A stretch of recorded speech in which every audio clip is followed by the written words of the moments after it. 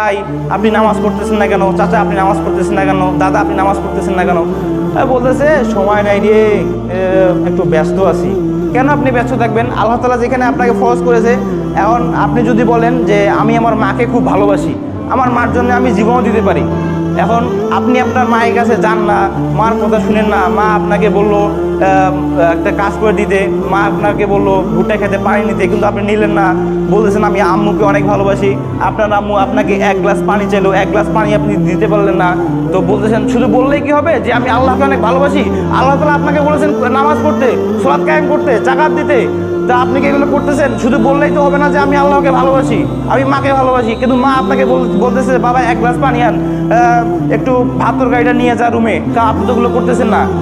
শুধু বললে হবে যে আমি মাকে অনেক ভালোবাসি, এটা না, এটা ইসলাম না। ইসলাম আপনার বাপদাদার ধর্ম না যে আপনি যেটাই মনে করবেন ওইটাই আপনার হয়ে যাবে। এটা আপনার বাপদাদার ধর্ম না।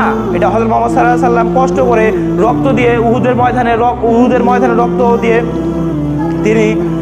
তিনি কত কষ্ট করে ইসলামটাকে প্রচার করে আমাদের কাছে পৌঁছেছেন। আর আমরা কি করতেছি? খামখেয়ালিতে আমরা এগুলো ছেড়ে দিচ্ছি।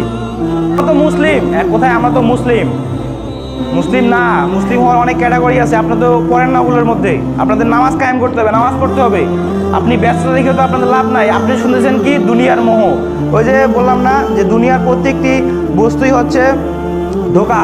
আপনি দুনিয়ার মোহে পড়ে গেছেন, আপনি ধোঁকার মধ্যে পড়ে গেছেন। আপনি ভাবতেছেন আমি এখন নামাজ কালাম পড়বো না,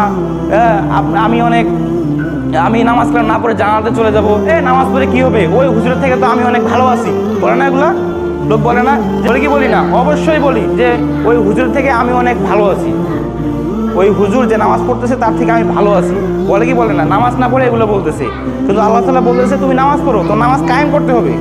আল্লাহ তাআলা বলতেছে নামাজ কায়েম করতে হবে তোমাকে, কিন্তু তুমি নামাজ ছেড়ে দিচ্ছ আর বলতেছো আমি একজন মুসলিম।